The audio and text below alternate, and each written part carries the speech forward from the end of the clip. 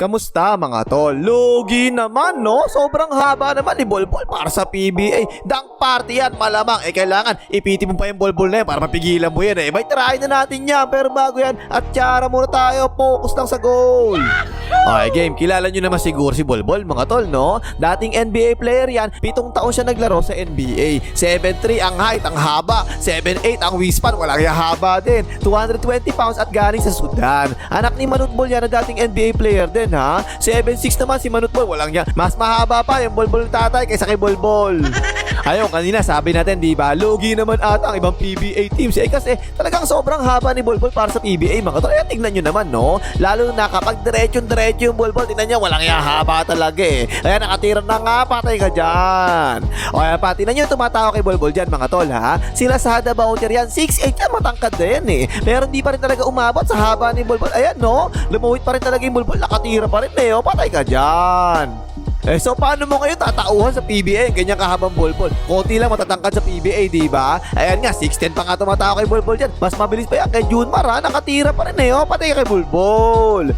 Lugi talaga goals talaga Pwede bang bukas-bukasan natin yung haba ni Bolbol mga tol? Kahit i-trim lang natin ng konting-konti lang, hindi aabutin ng depensa sa sobrang haba talaga ng Bolbol O ito pa isa, tingnan nyo haba ni Bolbol Lalo na kapag inunat na ni Bolbol na ganyan, hindi mo talaga aabutin. Unat na unat, sobrang haba ni Bolbol layup yan.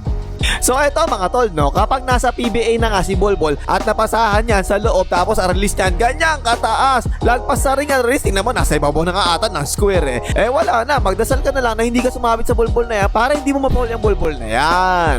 O diba isa, napasahan na nga sa ilalim si Bolbol sinabayan, ang taas ng release, sumabit na nga sa Bolbol, sakit yan tol. Take note ha, 75.7% sa loob si Bolbol sa NBA.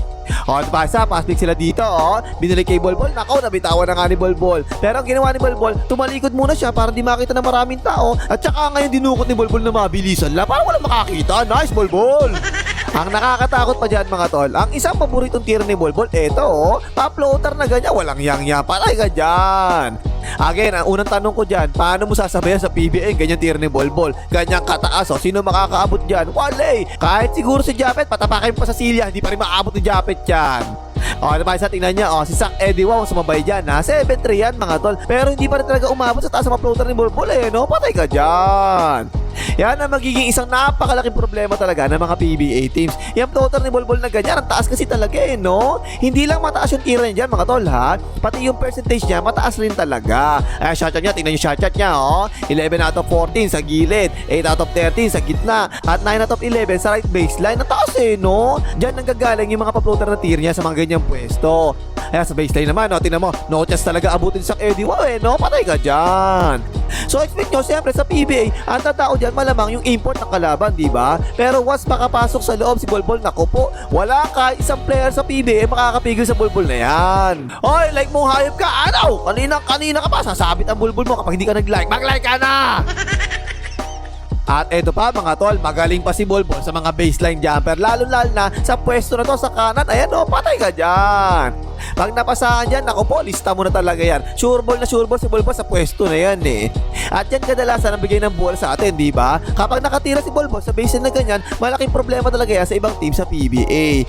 Kaliwat kanan to ng baseline mga tol, pareho magaling si Bolbol ha. Ganun naman talaga dapat, diba? Kaliwat kanan, effective dapat si Bolbol. Yung spot pa naman yan yung isa sa pinakamahirap pantaya kasi palagi naiiwanan yan lalo na kapag galing sa pasa, diba? Yan ang si Bolbol patay ka dyan. Pero hindi lang yan mga tol ha. Okay rin naman talaga yung mga tira ni Bolbol sa mga pull up. Tingnan mo, sumabit pa nga sa Bolbol basket, may kasama pang ahit.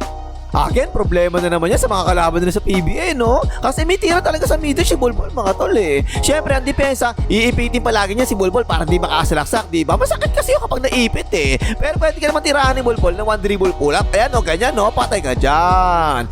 Yan naman yung paborito niya mga tol ha, one dribble pull up talaga kadalasan ginagawa niya. Ayan ganyan patay din yan.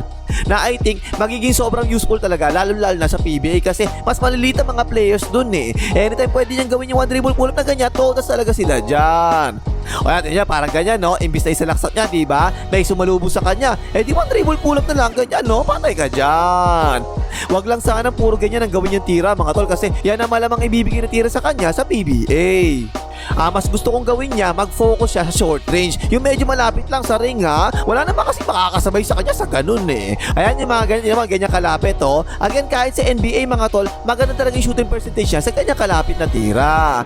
At saka sana magsipag palagi si Bolbol na kumuha ng mga rebounds, no? Posible siguro mag-average siya more than 15 rebounds per game sa PBA kung magsisipag lang siya. Walang niya habang Bolbol niya. Tingnan nyo, kumpleto sa bakuna yung hype na yan eh. Tapos marami pa tamad bumakso sa PBA, diba? Hindi ganyan eh, oh, dak-dak. Kaya sabi ko kanina, mas gusto ko sa loob magtrabaho palagi si Bolbol para di mas may chance pa siya makakuha ng mga offensive rebounds na ganyan. At saka eto mga tol, tingin ko talaga posible duck party talaga si Bolbol sa PBA eh. Agile kasi yan mga tol, hindi naman talaga mabagal yan eh, no? Duck! At saka masipag talaga tumakbo sa fast break yan mga tol kasi nga gusto niya titira siya palagi eh, no? O napasahan na nga ni Tuklaw eh, oh, duck! I'm sure mga tol, 100% sure ako magiging crowd favorite talaga si Bolbol sa PBA. Kada makakadakdak talaga yan, sigurado magsisigawan ng crowd ng ball! At yung kagandahan naman doon, posible mabuhay talaga niya yung PBA na matagal na patay, diba? Ayan o, dak! Diba isa, tingnan nyo, nauuna naman si Bolbol sa takbo. Buhaya nga kasi yan eh. Inunat na nga ni Bolbol yung katawan niya, dak!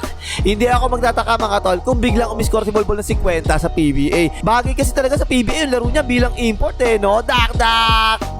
Tapos sa mga 3 points naman, hindi naman talaga masama ang shooting ni Bolbol sa 3 points mga tol ha. Decent naman talaga eh. 34.4%. Sa right corner, 9 out of 25 siya dati, 36%. Okay yan ha. Sa right wing red, 5 out of 14 siya rito, 35.7%. Okay din yan. Sa left wing naman, 4 out of 19 siya rito, medyo mababa ng konti, 21.1%. Sa left corner naman, 9 out of 26 siya rito, 34.6%. Okay din. Sa top naman, 5 out of 9 siya rito, 55.6%. Mataas. So okay naman talaga yung 3 point shooting nito si Bolbol mga tol eh. Hindi naman talaga sharp shooter sa 3 points yan, diba? Pero may tira naman talaga yan dyan. At hindi ako magtataka kung palaging tumira ng 4 points itong si Bolbol. Ganyan kalayo yun eh, diba? Yan o, 4-4, patay kay Bolbol.